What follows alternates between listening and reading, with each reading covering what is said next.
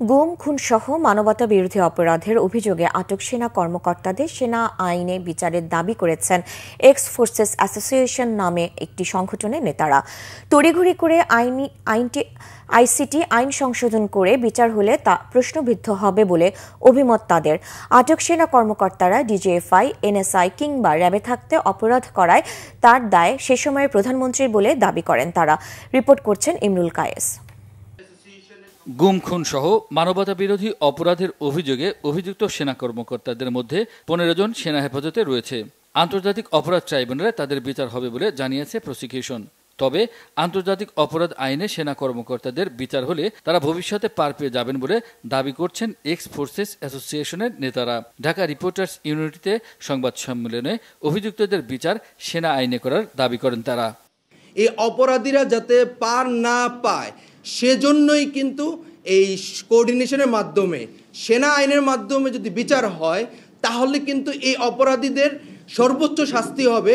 এবং আমি সেনাপ্রধানকে রিকোয়েস্ট করব এবং অনুরোধ করব বা হলো স্বচ্ছতার ক্ষেত্রে যেভাবে আইসিটি অ্যাক্ট যে বিচার হচ্ছে লাইভ প্রক্রিয়ার মাধ্যমে একদম জনগণ দেখতে পাচ্ছে, প্রয়োজনে সেনাবাহিনী সে পদক্ষেপ নেবে।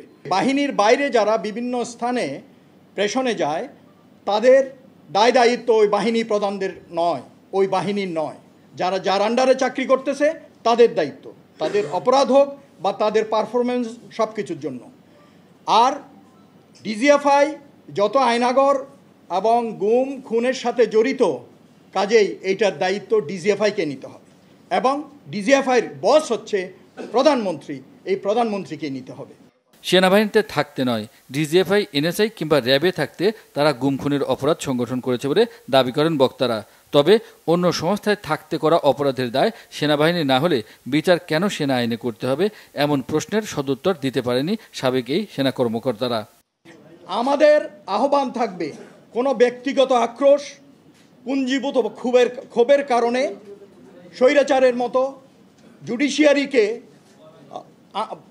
আঙ্গুল দেখিয়ে, বুড়ো আঙ্গুল দেখিয়ে ইচ্ছামতো তড়িঘড়ি করে আইন সংশোধন করে বিচার করে যেন এখানে ত্রুটি না থাকে। সেনাবাহিনী নিয়ে কোনো গুজব না ছড়ানোর আহ্বান জানান বক্তারা। ইমরুল কায়েস, বাংলা ভিশন, ঢাকা।